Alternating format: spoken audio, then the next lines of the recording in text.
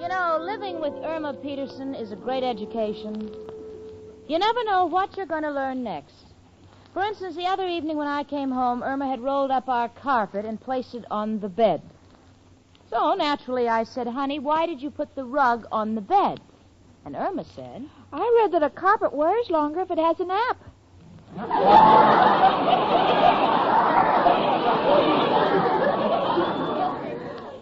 So I said pleasant dreams to you both.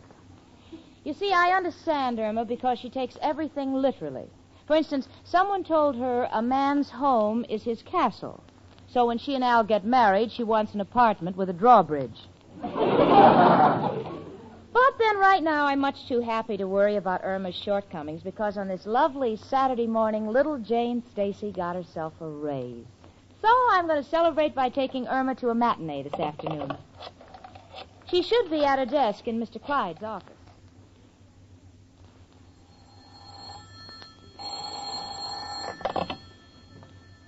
Milton J. Clyde, attorney at law. Whom shall I say is speaking? Honey, it's me. It's me, Jane. Oh, hello, Jane. Gee, you sound tired, sweetie. What's the matter? I've been typing all morning. My feet are killing me. I don't understand. Well, you know that bell that rings when you get to the end of a line? Well, I keep thinking there's someone at the door. I've been getting up every 10 minutes. Yeah. All right, honey, I'll take it up with the Remington people. Irma, I have good news for you. We're going to the theater this afternoon to celebrate because Richard just gave me a raise. Oh, Jane, I'm so happy for you. Gee, I can't understand why Mr. Clyde doesn't give me a raise. Well, honey, maybe it's because your spelling is so bad. Oh, my spelling is getting better. Remember how I used to spell Philadelphia with an F? Yeah, I remember. But I know that's wrong. It's PHF. You know, Irma, it isn't only a secretary's work that gets a girl a raise. It's learning to anticipate the boss's needs, you know, seeing that he gets the things he wants most. Oh, but that won't get me a raise, Jane. Why won't it? Mr. Clyde always says what he wants most is a new secretary. No, honey. What I mean is, well, now take the things that I do for Richard, for instance. When he hasn't got time for his personal shopping, I try to help him. I buy his cigars and handkerchiefs, and once in a while I get him a necktie. Can't you think of anything Mr. Clyde needs? Well, I think he'd like some eyeglasses because every time he talks to me, he wants to know if I'm all there.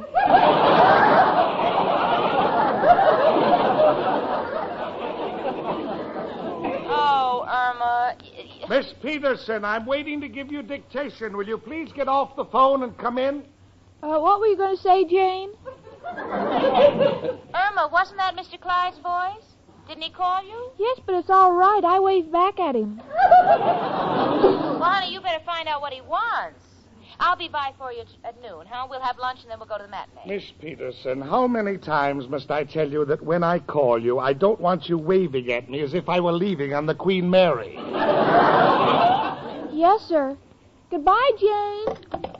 I was just talking to Jane. You know, my roommate. Miss Peterson, I'm trying to run an office around here, a law office, understand? And I insist on having cooperation. Kooperation. Oh, good heavens, now I'm spelling it the way you do. Just get your notebook and come into my office right away. All right. Mr. Clyde, have you noticed how much more efficient I'm getting? Efficient? How? Well, you only asked me to bring my notebook, but I was the one who thought to bring a pencil, too. Amazing. Now, listen, I'm going to dictate a letter that must be kept strictly confidential. I don't want it to get any further than this office. Understand? Well, you can trust me. I'll put it with all the other letters you told me should never go any further than this office. What do you mean? Haven't you been mailing those letters? Of course not. I hid them all under the filing cabinet. What? Oh, no. No. Oh, no. No. Mr. Clyde, aren't you feeling well? Oh, no. Well, in that case, I'll wait until tomorrow to ask you for a raise. A raise? Yes, I've been with you for a year, and I'm only getting $35 a week, and I don't think it's enough. Miss Peterson, I think it's more than enough for what you do in this office. Oh, that's because you never give me a chance. I try. I may not be the smartest girl, but I try. I know you're convinced that I'm an utter idiot, but please, if you'll just give me a chance to prove it. Let me help you. Let me do personal things for you. I'll get it, sir. Hello? Who? Hubert Tailoring? It's for you, Mr. Clyde. Thank you, Miss Peterson. That'll be all for now. Yes, sir.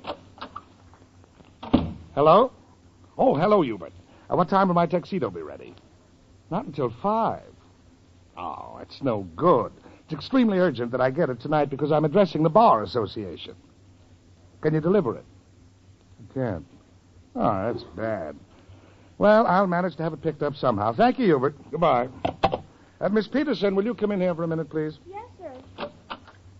Yes, Mr. Clyde. Miss Peterson, you have just gotten through telling me that you'd like to do personal little things for me. Well, this is your opportunity. I know it's Saturday afternoon and you're off, but I happen to be in the spot. Well, what is it, Mr. Clyde? I'll be happy to do anything. Miss Peterson, please, you don't have to curtsy. Just listen.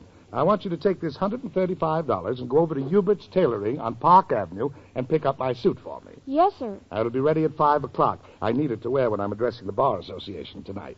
Now, bring it to me at the Athletic Club. Now, have you got that straight? Yes? Good. What did I say? You want me to pick you up at the Athletic Club at 5 o'clock and take you to a bar?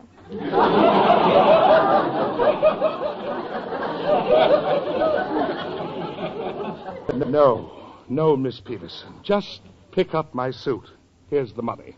Oh, now I've got it straight. I'll pick up the suit at 5 o'clock and bring it to the Athletic Club. Fine. Mr. Clyde, do you think I'm doing doing a thing like this might help me get a raise? We shall see.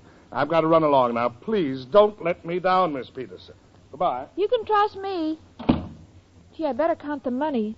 10, 20, 40, 80, 100, 10, 135. Hi, honey. Oh, hello, Jane. Hey, where'd you get all that money? Well, I have to pick up Mr. Clyde's suit at the tailor's at 5. Oh, gee, honey, you won't be able to go to the theater with me. I know, Jane, but this may lead to a raise. Yeah, that's right, honey. A job's a job. What play are you going to see? Streetcar named Desire. Well, I don't mind missing it so much. I think if you've seen one streetcar, you've seen them all. Hello, Jane. Hiya, chicken. Hi, Al.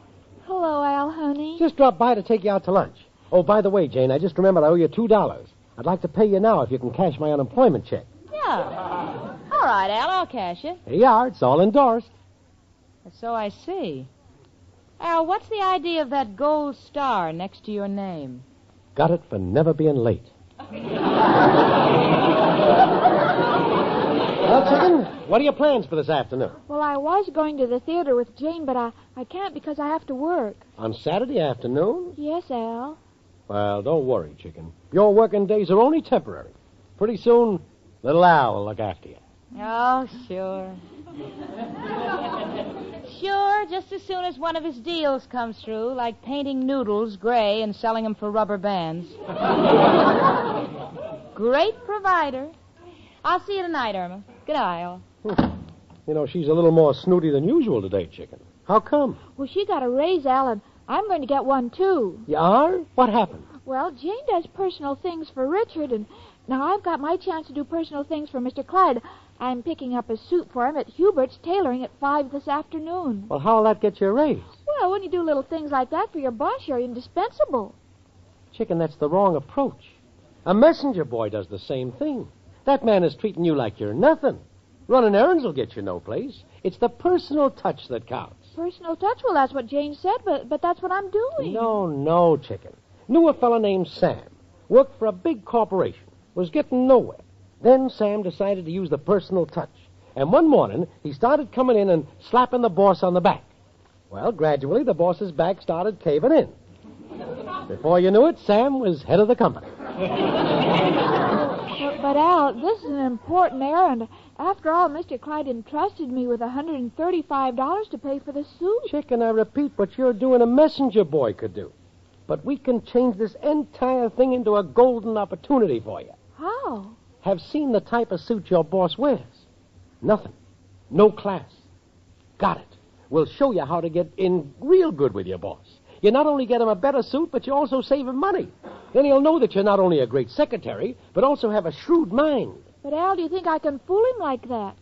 Only with my help. Well, what do you suggest, Al, honey? Do not go to Hubert's. We'll spend the afternoon shopping and pick up a real bargain. Al, the suit has to be extra special because he's going to wear it when he speaks before the Bar Association tonight. Chicken know just what he needs for the Bar Association. No one has had as many lawyers around him as I have. Leave it to me. When I'm finished with your boss, you will be starting on a new career. Oh, Al, you're a darling. You know, sometimes I feel so empty inside, and then you put ideas in my head, and it feels solid again.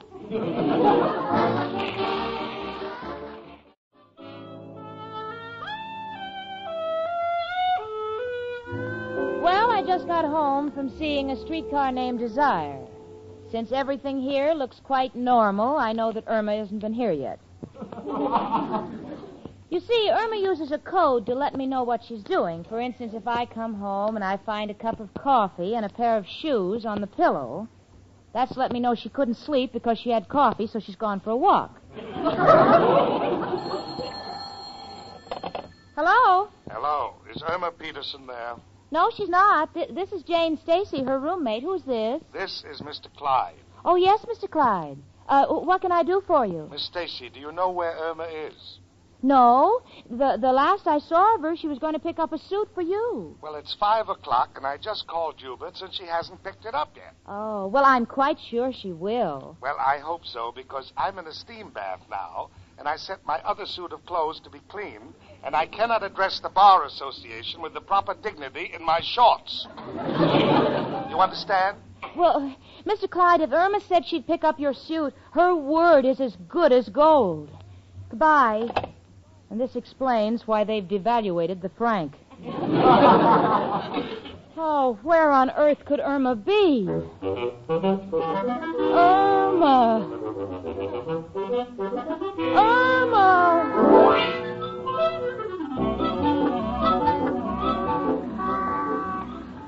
Al, it's 5 o'clock and we still don't have a suit for Mr. Clyde. Maybe we ought to pick it up at Hubert's. Chicken, nothing ventured, nothing gained. I've saved the best for the last. This is a place they tell me is real classy. Let's go in.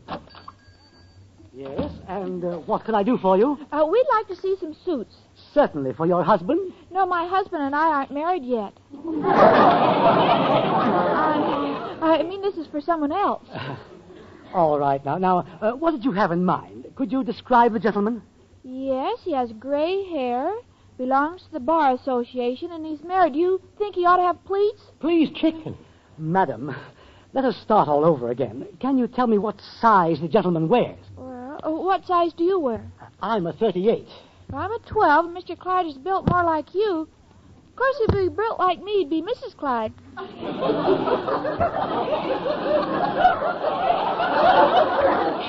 Madam, there are other customers waiting. Chicken, let me handle it. See, I'll have to take the initiative myself. Friend, have you got a suit something like the one I've got on? Oh, yes, I remember that particular model. It was very popular during the Charleston craze. We'll admit it ain't society brand, yet it's in great demand with a particular set. Notice it's very snug, yet an ace will go up the sleeve without touching the lining.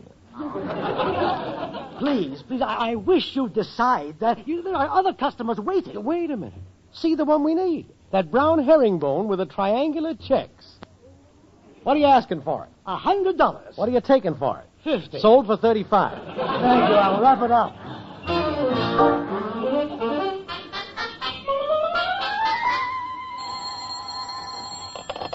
Hello? Hello, Miss Stacy. This is Mr. Clyde. Oh, Mr. Clyde, I haven't heard from Irma, but I'm sure she'll be at the athletic club with a suit any minute now. Miss Stacy, it may be too late. The suit probably won't fit me. I've been in the steam bath for so long, I think I've lost 20 pounds. Oh, Mr. Clyde, please have patience. Sit tight. Sit tight. I can't. I've already been fricasseed, barbecued, and sautéed. How much steam can a man take? Oh, well, I don't mean to be personal, Mr. Clyde, but why don't you get a massage? I've already had 3. It's not a question of keeping him trim. It's a question of getting out of here. I've got to make that speech tonight. Yes. Well, if anything develops, I assure you that you'll be the first one we'll get in touch with. Please hurry. I've been in this bath so long I may do my entire speech in Turkish. Oh, Mother. Where is that Irma? Oh, there you are, Irma. Your boss is in a steam bath at the athletic club waiting for you to bring the suit from Hubert's. You take it over there immediately. Oh, but Jane, we bought him a different suit and saved him money. Oh, it's so cute. Here, I'll show you. I'll put on the jacket. Well, how do you like it? Irma, I can only say one thing. You may think that's a man's jacket, but you look like you walked past the Waldorf Astoria and the canopy fell on you. But, Jane, it's herringbone. Al, I've seen herringbone, but this is the first time I've ever seen it filleted. And for your further information, Mr. Clyde happens to be waiting for a tuxedo. Huh? Tuxedo? Oh, Al, then we... Oh, then he won't look right in those knickers. Listen, if the two of you know what's good for you, you'll get on that phone and call Hubert's and grab a cab and pick up the suit that Mr. Clyde ordered. You took the words right out of my mouth. Will do. Oh, Irma, tell me something. How can you let Al talk you into things like this? But I wanted to save Mr. Clyde money. I wanted to do personal things for him. Honey, he wants to address the Bar Association tonight. He couldn't wear this suit on Halloween. Hello. Hello. Hello. Al, you've said hello enough. Start talking. Looks like we're in trouble, Chicken. There's no answer. Hubert's must be closed. Oh, well, of course it's closed. It's after 5:30. I'll get it. Hello? Hello. Is this Irma Peterson? Yes? This is Mr. Clyde.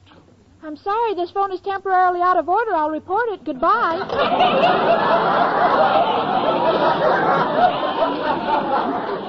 Oh, no. Irma, now you're through and you'll lose your job. But, Jane, we're only trying to save him money. Sweetie, if you don't get him his suit or a reasonable facsimile, you'll be in real trouble. Now, let's think. But all the stores are closed. I know. Chicken, when you're under pressure like this, there's only one man who can help us. Oh, Al, that's ridiculous. Who, Al? Who else but... Hello, Joe? Al, got a problem. Must have a tuxedo. What do you mean it's easy? Don't you know all the stores are closed? Oh, with you, that's no problem.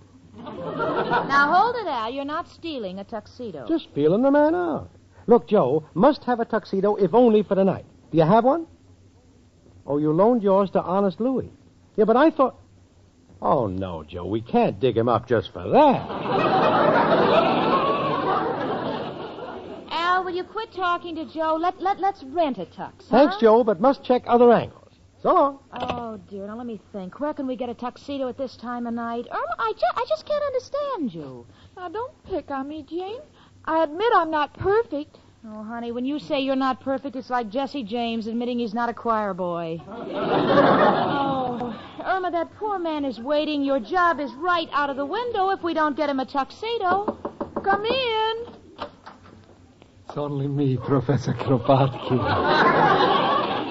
Hello, Janie and Irma, my two little daffodils. One a little dilly, one a little daffy. Professor, you're wearing a tuxedo. Certainly.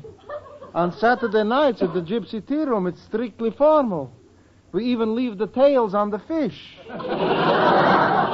Why do you ask? Well, I was supposed to pick up a tuxedo for my boss, and there was a little mistake, and the place is closed, and I may lose my job.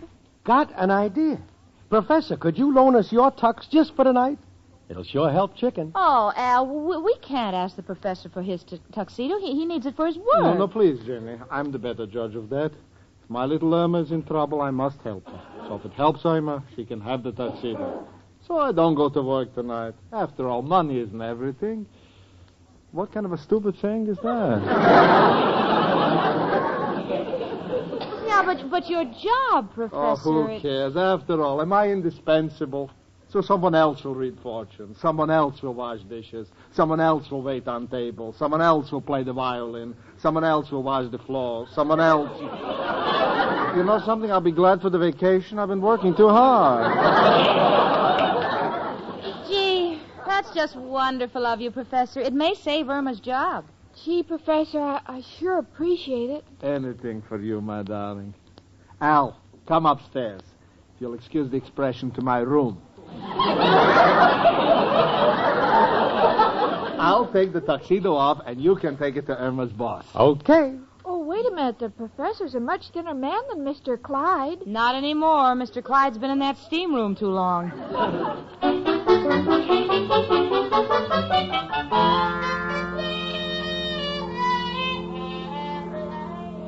Well, Irma and I had dinner, and we washed the dishes. I tried to explain to her that she shouldn't go to the movies with Al and be completely at ease because I have a feeling that her career at Milton J. Clyde's office is near an end. After all, even if the professor's tuxedo saved the night, Irma will be a dead pigeon on the following day. So I tactfully suggested that Irma resign before she's fired, so now she's writing her letter of resignation. Jane, how does this sound?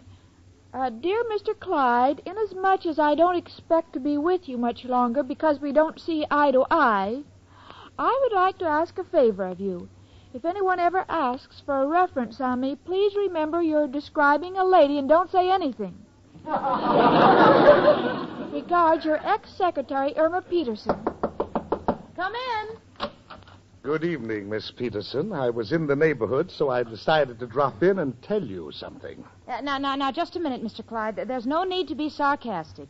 Irma's realized her mistake, and she's ready to resign, and I won't let you abuse her. Abuse her? I've come here to give her a raise. A raise? What do you mean? That tuxedo you gave me. I was making my speech before the Bar Association, and it was getting duller by the minute. They were all falling asleep on me. I was mortified. Suddenly, I raised my hand to make an emphatic gesture, and the shirt front lit up and said, "Fortunes read 50 cents."